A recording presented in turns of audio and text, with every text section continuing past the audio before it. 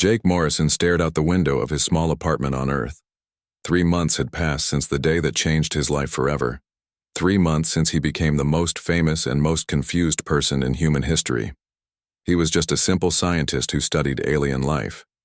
His job was to look at strange plants and animals from other worlds. Nothing more. But now everyone wanted to talk to him. News reporters camped outside his building. Government agents followed him everywhere. His phone never stopped ringing, all because of what happened during first contact. Jake remembered that day clearly. Too clearly. He wished he could forget it. The human ship UES Horizon had traveled for months to reach the alien homeworld. Jake was part of the science team. They were excited but nervous. This was humanity's first meeting with intelligent aliens. Everyone wanted it to go well. The Zephyrians looked like tall humans with blue skin and 4 arms. Their leader was Queen Vexithara. She ruled over dozens of star systems. The meeting was supposed to happen in a big hall on their capital planet. Hundreds of aliens would be there to welcome the humans. Jake wore his best uniform. He checked his translation device 3 times. The team had practiced what to say for weeks. They walked into the hall with big smiles, ready to make history. Then it all went wrong. Queen Vexithara took one look at Jake and fell to her knees. Not a polite bow. She dropped hard onto the floor like someone had cut her legs. Her 4 arms shook. Her blue face turned almost white. The alien queen started speaking fast in her own language. The translation device could barely keep up. "The Herald," it said. "The first light has returned. We are doomed. We are saved. The prophecy is true." Every other alien in the room panicked. Some ran away screaming. Others fell down like their queen. A few started praying to Jake in languages his device did not know. The human team stood there with their mouths open. Captain Phillips, their leader, tried to help the queen stand up. She would not move. She kept staring at Jake with huge, scared eyes. "What is happening?" Jake asked. His voice shook. Queen Vexithara pointed at him with one of her 4 hands. "You carry the mark," she said through the translator. "The genetic signature of the predecessors. We have waited 50,000 years for your return." Jake had no idea what she meant. He was just a regular human from Ohio. His parents were teachers, his grandparents were farmers. Nothing special about his family at all. But the aliens disagreed. Within hours, both human and alien security forces surrounded Jake. They put him in a room and asked him thousands of questions. What was special about him? Why did the queen react that way? Did he know about any predecessors? Jake answered the same thing every time. "I don't know." The political situation got worse fast. News spread across Zephyrian space. Some alien groups said Jake was their savior. Others said he would destroy them all. Ships started moving toward the meeting place. Some came to protect Jake. Others came to capture him. The human diplomatic team made a quick decision. They grabbed Jake and ran back to their ship. The trip home took 2 months. Jake spent most of it locked in his room, trying to understand what happened. Now he was back on Earth, but nothing felt normal. The government gave him a small apartment in a secure building. Dr. Lisa Grant, a language expert, visited him every day. She was trying to translate more Zephyrian religious texts. Commander Ben Hayes, a military man, also came by often. He wanted to know if Jake was dangerous. "The aliens are scared of you," Commander Hayes said during one visit. "That makes our leader scared too." Jake sat at his small kitchen table. "I'm scared of me too," he said. "But I still don't understand why." Dr. Grant looked up from her computer. She had been working on alien translations for hours. "I found something new," she said. "The Zephyrians have old stories about beings called heralds. These heralds were supposed to come before something called the Final Awakening." "What kind of awakening?" Jake asked. "I'm not sure yet," Dr. Grant said. "The translation is difficult, but it sounds like either the best thing or the worst thing that could happen." Commander Hayes frowned.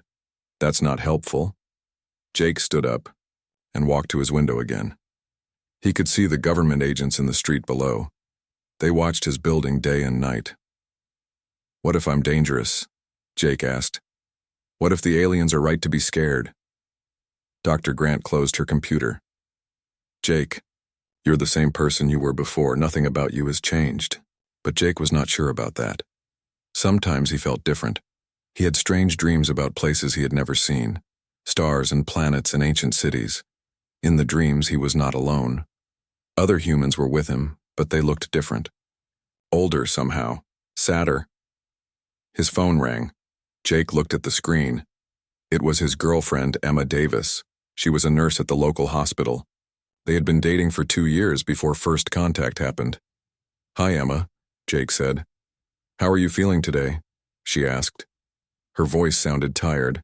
The last 3 months had been hard on her too. "Confused," Jake said. "Same as always." "I'm coming over after my shift," Emma said. "We need to talk." Jake knew what that meant. Emma was scared too. Not of what he might be, but of what might happen to him. People with too much attention often disappeared or got hurt. She wanted him to run away with her. Start a new life somewhere, far from all the questions, but Jake could not run. He needed answers. After Emma hung up, Dr. Grant's computer made a sound. She had received a new message. "What is it?" Commander Hayes asked. Dr. Grant's face went pale as she read. "We have a problem," she said. "The Nexari just made contact with our outer colonies." "Who are the Nexari?" Jake asked. "Another alien race," Commander Hayes said. "What did they want?" Dr. Grant looked at Jake with worried eyes. "They asked if we still had the Herald. They want to see him too." Jake felt cold. One alien queen kneeling was strange. 2 alien races looking for him was something else, something bigger and more dangerous. He walked back to his window and looked up at the stars. Somewhere out there, aliens were talking about him, making plans. Some wanted to worship him. Others wanted to kill him. Jake Morrison had become the center of something he did not understand, and he was running out of time to figure out what. Jake could not sleep. Every night he had the same strange dreams. He saw huge cities made of metal and glass floating in space. Ships bigger than mountains traveled between stars. And everywhere he looked, humans were in charge. But these humans looked different from the ones he knew. They were taller, stronger, and their eyes glowed with a strange light. In the dreams, Jake stood in a great hall. Thousands of aliens bowed before him, and other humans like him. But something was wrong. The aliens looked afraid, not respectful. And the humans in his dreams seemed sad, like they carried a terrible secret. Jake always woke up before he could understand what the secret was. Dr. Lisa Grant knocked on his door early one morning. She looked excited but also worried. "We need to go to the lab," she said. "Something big has happened." They drove to a secret government building downtown. Jake had been there many times in the past month. Scientists and military people asked him questions and ran tests on his blood. They never found anything unusual. But today was different. Commander Ben Hayes was waiting for them in the main lab. With him was Dr. Amy Chen, who studied different human cultures, and Ryan Walker, who worked with secret codes and languages. "Jake, we need to show you something," Commander Hayes said. He looked serious more than usual. They walked to a big room with screens on all the walls. Dr. Chen pressed some buttons and the screens lit up. 3 days ago, we made contact with the Nexari, Dr. Chen said. "They are crystal beings from a cold planet, very different from the Zephyrians." "What did they want?" Jake asked. Ryan Walker stepped forward. "They wanted to see you, just like the Zephyrians did. But when we showed them your picture, their leader did the same thing Queen Vexithera did. It fell down and started shaking." Jake felt sick. "Another one?" "There's more," Dr. Grant said. She pulled up another screen. "Yesterday, the Corvani contacted us. They are like insects that think as one big group. Their whole hive went crazy when they heard about you." Jake sat down in a chair. His legs felt weak. "How many alien races know about me now?" "At least 20, Commander Hayes said. "Word is spreading fast across the galaxy. Some want to worship you. Others want you dead. And some just want to hide until you go away." Dr. Chen pulled up more screens. They showed alien writing from different worlds. "We've been working day and night to translate these messages. They all mention the same things: the Herald, the First Light, the final awakening, and something called the Herald gene. What's the Herald gene? Jake asked. Ryan Walker opened his laptop. That's what we're trying to figure out. The aliens seem to think you have special DNA, something that marks you as important. Dr. Grant sat next to Jake. We ran new tests on your blood, very deep tests that look at every part of your genetic code. What we found is strange. She showed Jake a picture on her computer. It looked like a map made of colored dots. This is your DNA, she said. Most of it looks normal, but there are small parts that don't match any human DNA we know. These parts are very old, much older than modern humans. Jake stared at the screen. What does that mean? We're not sure yet, Doctor, Chen said. But the alien messages give us clues. They talk about beings called the predecessors, ancient rulers who controlled the galaxy long ago. Commander Hayes pulled up another screen. This one showed star maps with red dots marking different worlds. According to alien records, the predecessors ruled most of the galaxy 50,000 years ago. Then they disappeared. No one knows why or how. The aliens think you're connected to these predecessors, Ryan Walker said. Your DNA proves it. Jake felt dizzy. That's impossible. Humans didn't even have space travel 50,000 years ago. We were still living in caves. Maybe, Dr. Grant said, or maybe human history is not what we thought it was. Before Jake could answer, an alarm started beeping. Commander Hayes grabbed his radio. What's the situation? He asked. A voice came through the radio. Sir, we have a problem. General Patricia Stone is here with a full military unit. She wants to take Jake Morrison into military custody. Jake's heart started beating fast. General Stone was known for being tough and mean. She did not care about science or diplomacy. She only cared about power. Why does she want me? Jake asked. Commander Hayes looked angry. She thinks you're a weapon. She wants to use you to control the aliens. Heavy footsteps echoed in the hallway outside. The lab door opened and General Stone walked in. She was a tall woman with gray hair and cold eyes. 10 soldiers followed her. Mr. Morrison, General Stone said, you're coming with me.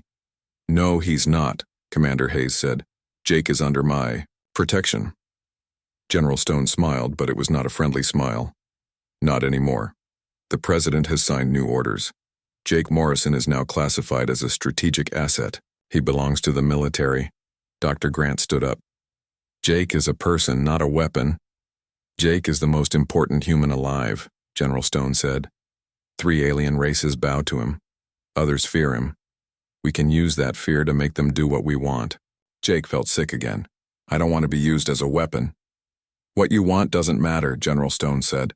What matters is keeping Earth safe, and right now you're our best chance to do that. Ryan Walker was typing fast on his laptop. General, you need to see this, he said. We just got a message from the Corvani. They're sending a war fleet toward Earth. Everyone in the room went quiet. Why? Commander Hayes asked. Ryan kept reading. They say the Herald must be destroyed before the final awakening begins. They're giving us 7 days to hand Jake over or they'll attack. General Stone's smile got bigger. Perfect. Now we know our weapon works. Those ships could destroy our planet, Dr. Chen said. This isn't a game. Everything is a game, General Stone said. And we're going to win it. Jake stood up. He felt angry for the first time in months. I won't help you hurt anyone. You don't have a choice, General Stone said. She nodded to her soldiers. They stepped forward. But before they could grab Jake, Dr. Grant's computer made a loud sound. A new message had arrived. She read it quickly and her face turned pale. What is it? Jake asked. It's from Dr. Zara Okafor, Dr. Grant said. She's a Zephyrian scientist. She says she has information about the predecessors. Information that could save us all. General Stone frowned. What kind of information? Dr. Grant read more. She says the Herald gene isn't what we think it is. It's not a mark of leadership. It's a warning system. Warning about what, Commander? Hayes asked. Dr. Grant looked at Jake with scared eyes. She says the predecessors didn't just disappear. They destroyed themselves. And they left the Herald gene behind to warn everyone when their descendants returned to space. Jake felt like the room was spinning. Their descendants? According to Dr. Okafor, the predecessors were human, Dr. Grant said. And Jake isn't just carrying their DNA. He's carrying their curse. General Stone stepped closer to Jake. What curse? Dr. Grant's voice was barely a whisper. The curse that destroyed the galaxy once before. And if we're not careful, it will happen again. Jake looked around the room at all the scared faces. Everyone was staring at him like he was a bomb about to explode. Maybe he was. Outside, he could hear more military vehicles arriving. The alien fleets were coming. And somewhere in space, Dr. Zara Okafor was waiting with answers that might save or doom them all. Jake Morrison was no longer just a confused scientist. He was the key to the greatest mystery in galactic history, and everyone wanted to control that key. Jake sat in a small room deep underground. General Stone had won the fight. Her soldiers took him to a military base far from the city. No windows, no phone calls, no visitors except the people who wanted to study him like a lab rat. But Dr. Lisa Grant had not given up. She convinced Commander Hayes to help her contact Dr. Zara Okafor, the Zephyrian scientist who claimed to have answers. It was dangerous. Talking to aliens without permission was against military law. But they needed to know the truth.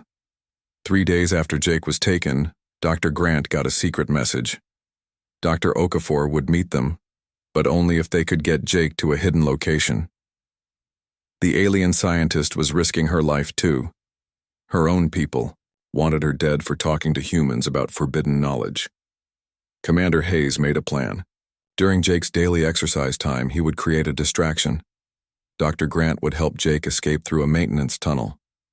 It was risky, but it was their only chance. The plan worked. Jake crawled through dirty tunnels for an hour before reaching the outside. A car was waiting for him. Dr. Grant drove fast toward the mountains where Dr. Okafor was hiding. "Are you sure about this?" Jake asked as they drove. "If we're caught, we'll all go to prison. If we don't do this, we might all be dead," Dr. Grant said. "The alien fleets are getting closer every day. We need answers before they arrive." They met Dr. Okafor in an old cabin far from any cities. The Zephyrian scientist looked different from the others Jake had seen. She was smaller and older. Her 4 arms moved nervously as she spoke. "You should not have come," Dr. Okafor said through her translation device. "But I am glad you did. There is much you need to know." She showed them pictures on a small computer. The images looked ancient, like cave paintings, but more complex. "These are the oldest records of my people," Dr. Okafor said. "They tell the story of the predecessors, your ancestors." Jake looked at the pictures. They showed tall beings that looked almost human, but different. They had ships that could cross the galaxy in days. They ruled over millions of worlds and trillions of alien beings. "The predecessors were the first space-traveling race," Dr. Okafor continued. "They found us when we were still primitive. They found dozens of other races, too. At first, they were kind teachers. They gave us technology and knowledge." "What happened?" Dr. Grant asked. Dr. Okafor's blue face became sad. Power changed them. They began to see other races as pets or tools. Some predecessors wanted to help us grow strong. Others wanted to keep us weak and dependent. The disagreement split them into 2 groups. She showed them more pictures. These ones showed great battles in space. Ships as big as moons fighting each other while planets burned below. The war lasted for thousands of years, Dr. Okafor said. Both sides used terrible weapons. They destroyed entire star systems. Billions died. In the end, they almost wiped out all life in the galaxy. Jake felt sick looking at the images. How did it end? "The last predecessors realized what they had done," Dr. Okafor said. "They were horrified by their own actions. So they made a choice. They destroyed themselves and all their technology. But before they died, they created a warning system, Dr. Grant leaned forward. "The Herald gene." "Yes," Dr. Okafor said. "They put special genetic markers in some of their people before sending them to a far planet. If those people ever developed space travel again, the markers would activate. Other races would recognize them and know that the predecessors had returned. Jake's hands were shaking. The far planet was Earth, wasn't it? Dr. Okafor nodded. Earth was chosen because it was isolated and primitive. The predecessors thought it would take humans millions of years to develop space travel, if ever. They hoped their descendants would be different. Better. But the genetic markers would still warn everyone just in case. But I'm not like those ancient humans, Jake said. I don't want to rule anyone or hurt anyone. The other races do not know that, Dr. Okafor said. To them, you carry the DNA of the beings who once enslaved their ancestors. Some think you will save them from their current problems. Others think you will destroy them like before. Dr. Grant looked at her notes. You mentioned a final awakening. What is that? Dr. Okafor's forearms started shaking. The predecessors built automated systems before they died, machines that would activate if their descendants ever returned to space. These machines have one purpose: to prevent another galactic war. How? Jake asked, though he was afraid to hear the answer. By destroying all intelligent life in the galaxy, Dr. Okafor whispered. The predecessors decided it was better to kill everyone than to risk another war like theirs. The room went silent. Jake felt like he could not breathe. You're saying there are machines out there that want to kill everyone because I exist? He asked. Not just you, Dr. Okafor said. There are others. We have detected at least 2 more, humans with the Herald gene.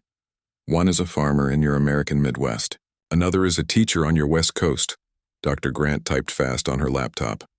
Alex Turner in Iowa and Maya Johnson in Oregon. I can find them. The machines are already moving. Dr. Okafor continued. They have been sleeping for 50,000 years, but your space travel has woken them up. Ancient fleets are powering up in distant systems. Weapons platforms are coming online. Jake stood up and started pacing around the small room. How much time do we have? Months, perhaps less, Dr. Okafor said. The machines need time to charge their weapons and calculate targets, but when they are ready, they will destroy every planet with intelligent life. There has to be a way to stop them, Dr. Grant said. Perhaps, Dr. Okafor said. The predecessors built a control system on their home world. If someone with the Herald gene could reach it, they might be able to shut down the machines. Where is their homeworld? Jake asked. Dr. Okafor showed them a star map, a planet your people call Kepler 442b. But it is very far away and very dangerous. The predecessors left guardians there, ancient machines that will kill anyone who approaches. Unless they have the Herald gene, Dr. Grant said. Even then, it is not certain, Dr. Okafor said. The control system was designed to be used by the original predecessors. You are their descendants, but you are also different. The system might not recognize you. Jake looked out the cabin's small window. He could see stars beginning to appear in the evening sky. Somewhere out there, ancient machines were preparing to destroy everything he had ever known. I have to try, he said. Dr. Grant shook her head. Jake, this is insane. You could die. If I don't try, everyone dies, Jake said. Every human, every alien, every living thing in the galaxy. Dr. Okafor stood up. There is more. The other Herald gene carriers, Alex Turner and Maya Johnson, they are in danger. My sources say that several alien factions are already looking for them. Some want to protect them. Others want to kill them. We need to find them first, Dr. Grant said. Jake nodded. And we need to get to that control system before the machines finish charging up. Dr. Okafor handed him a small device. This contains coordinates to Kepler 442b and information about the control system. Guard it carefully. If it falls into the wrong hands, it could be used to make things much worse. As they prepared to leave, Dr. Okafor grabbed Jake's arm with one of her 4 hands. There is something else you should know, she said quietly. The reason Queen Vexithara knelt before you was not just fear or respect. In our old language, herald also means the one who chooses. You have a choice to make, Jake Morrison. You can try to save everyone, or you can fulfill your genetic purpose. and activate the final awakening yourself. Jake felt cold. Why would I ever choose to kill everyone? Because, Dr. Okafor said sadly, when you see what the galaxy has become, what we have done to each other while the predecessors were gone, you might decide that starting over is the only way to prevent even greater suffering. Jake looked at the device in his hands. It was small and simple looking, but it held the power to save or destroy everything. He was no longer just Jake Morrison, the confused scientist. He was the herald, the descendant of ancient rulers, the key to the galaxy's future, and he had to decide what that future would be. Jake and Dr. Grant drove through the night to reach Alex Turner's farm in Iowa. They had to move fast. Satellite images showed strange ships landing near populated areas around the world. Some were alien vessels looking for the Herald gene carriers. Others were ancient machines that had started waking up after 50,000 years of sleep. Alex Turner was feeding his cows when they arrived. He was a simple man in his 40s who had never traveled more than 100 miles from his home. When Jake explained what was happening, Alex laughed. "You're telling me I'm some kind of chosen one because of my DNA?" Alex said. "That's the craziest thing I've ever heard." But when Dr. Grant showed him the genetic test results on her laptop, Alex stopped laughing. The same strange DNA patterns that Jake carried were in Alex's blood too. "This can't be real," Alex said. A loud noise came from the sky above them. They looked up to see a huge ship descending toward the farm. It was bigger than Alex's house and covered with symbols that seemed to glow. "Nexari," Dr. Grant said, checking her translation device. "The crystal beings." The ship landed in Alex's cornfield, crushing the plants. A ramp opened and 3 tall figures walked out. They looked like they were made of living diamond, with light flowing through their transparent bodies. The lead Nexari approached Jake and Alex. Like Queen Vexithara before, it immediately fell to the ground when it saw them. "2 heralds," the alien said through its translator. "The prophecy grows stronger. The final awakening cannot be far away." "We're trying to prevent the final awakening," Jake said. "We need your help." The Nexari stood up slowly. "Prevent it? But Herald, the galaxy suffers. Wars rage on 1,000 worlds. Billions die from disease and hunger while others waste resources on luxury. Perhaps it is time to start again." Jake felt angry. "You want us to kill everyone?" "Not want," the Nexari said. "But if it is the only way to end the suffering, then yes. Your ancestors were wise.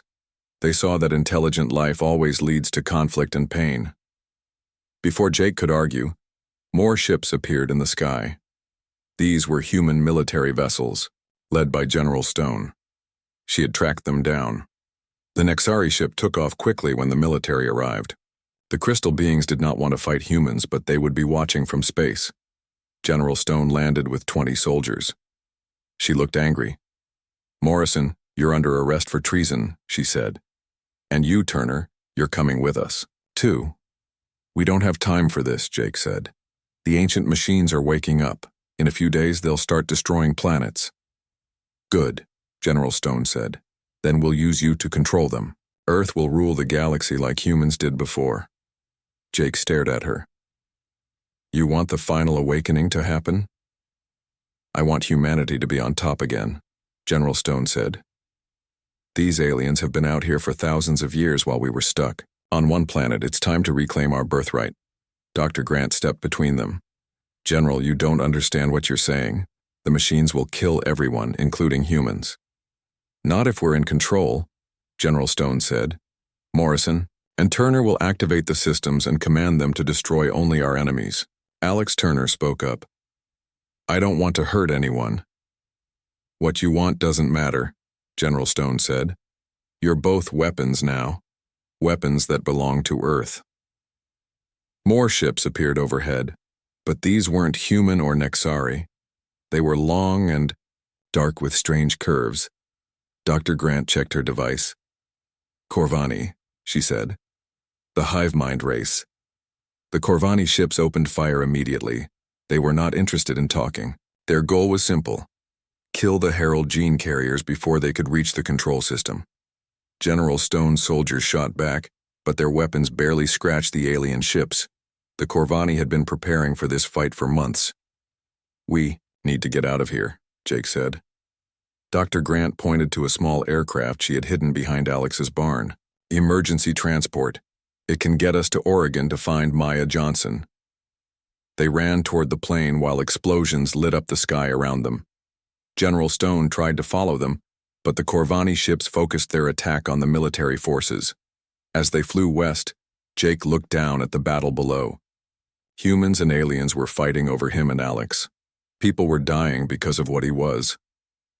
"Maybe General Stone is right," Jake said quietly. "Maybe we should use the machines to protect Earth."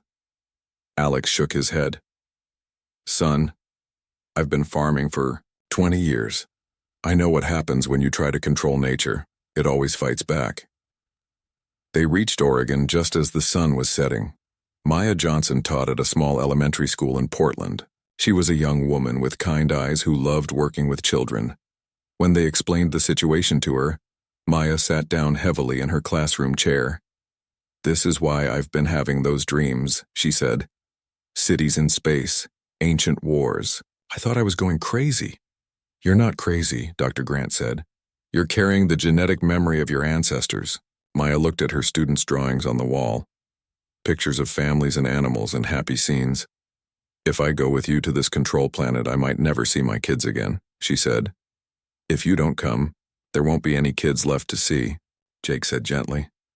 Maya nodded slowly. "Then we better go save them."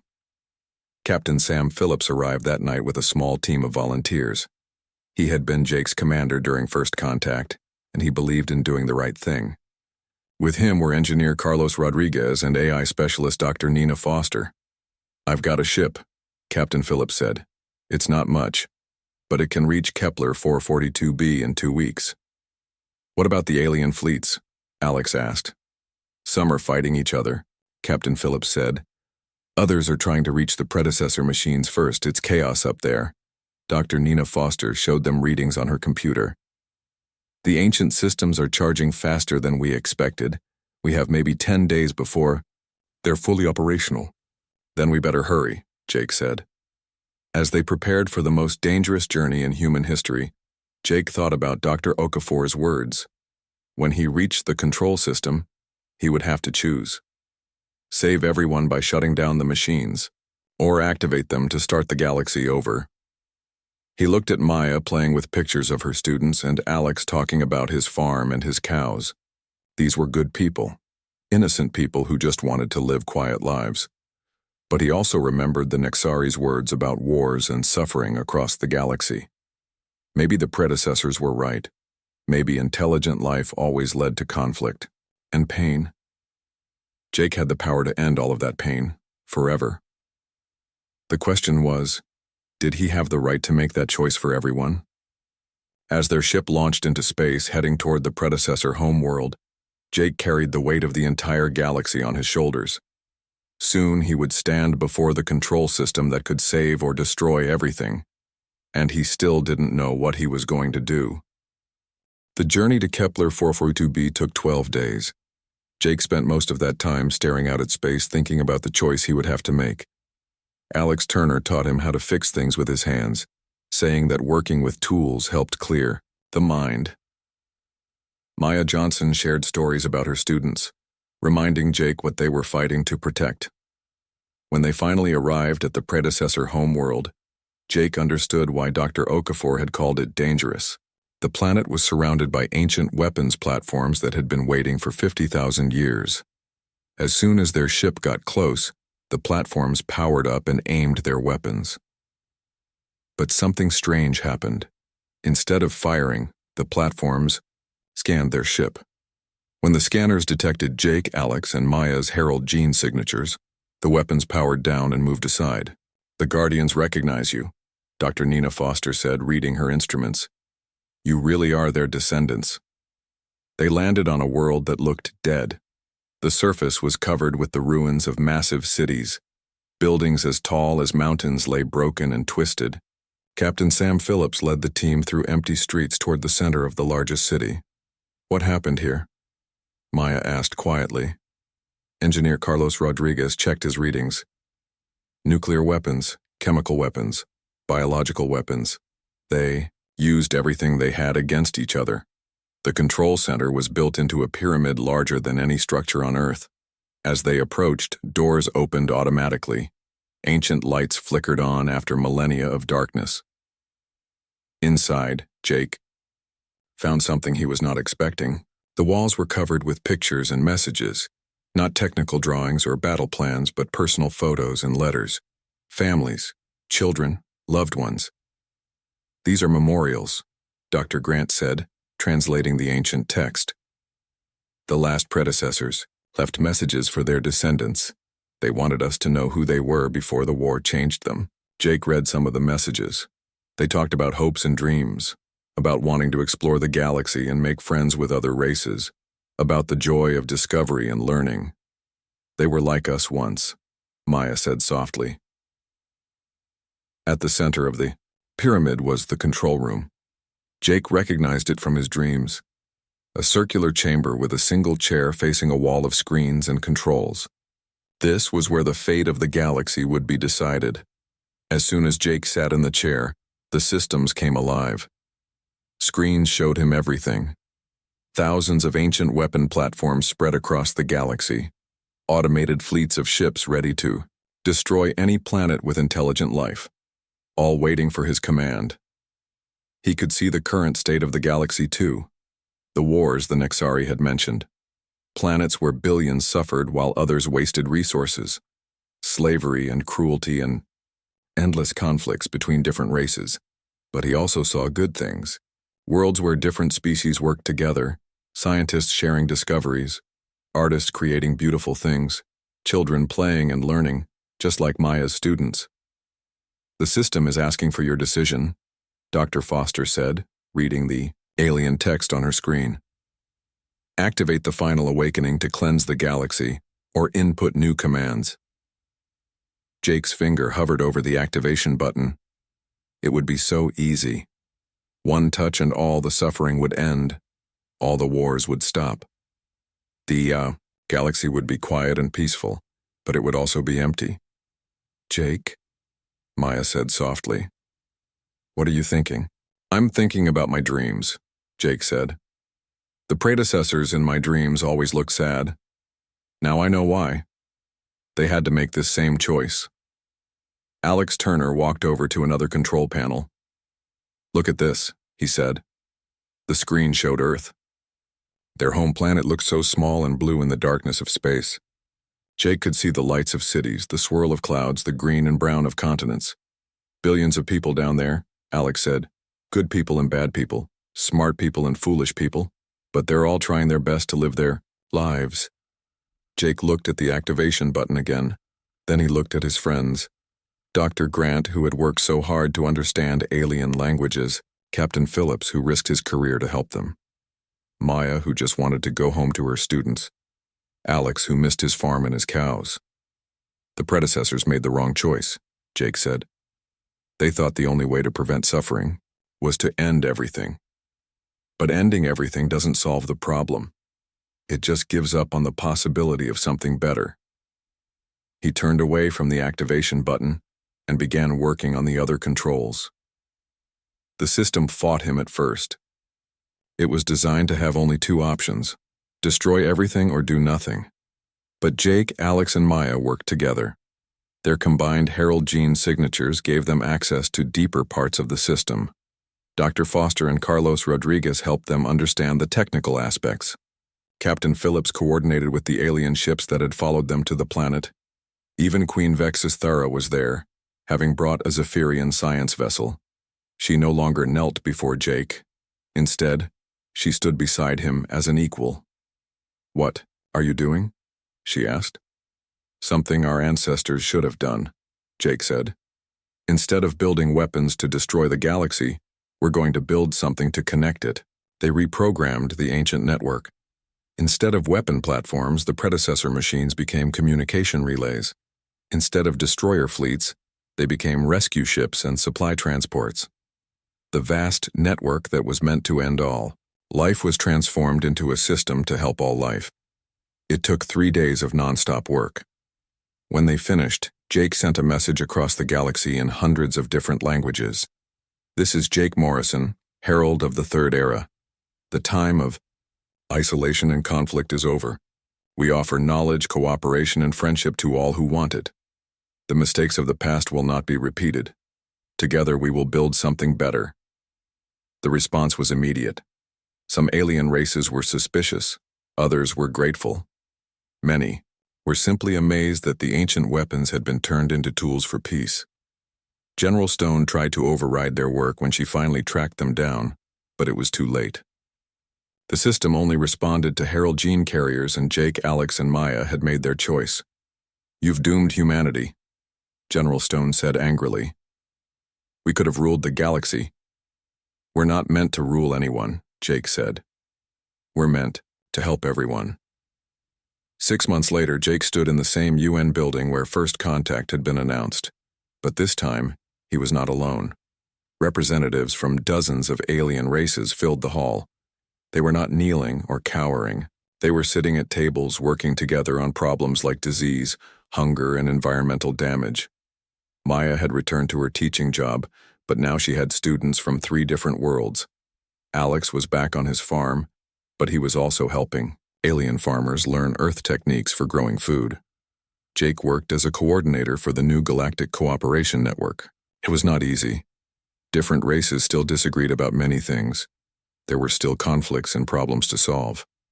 But there was also hope. Dr. Grant found him one evening as he worked late in his office. "Any regrets?" she asked. Jake looked out his window at the night sky. Instead of being full of threats and mysteries, it was now full of possibilities. "No," he said. "The predecessors thought the only way to prevent another war was to end everything. But the real way to prevent war is to give everyone something better to do." His phone buzzed with a message from Emma Davis, his girlfriend who had waited for him through everything. She was working at a hospital that now treated patients from 6 different worlds. "The alien queen still asks about you sometimes, Doctor," Grant said. "Vexathera says her people have a new prophecy. Instead of the herald who ends everything, they talk about the herald who began everything." Jake smiled. "I like that better." Outside, a ship was landing at the spaceport. It carried scientists and artists and teachers from across the galaxy, all coming to Earth to share what they knew. Jake Morrison had been searching for answers since the day Queen Vexathera knelt before him. He had found them in the most unexpected place, not in ancient prophecies or genetic codes, but in the simple choice to help instead of harm, to build instead of destroy, to hope instead of fear. The galaxy was big and complicated and full of problems, but it was also full of people trying to solve those problems together, and that, Jake thought, was the best answer of all.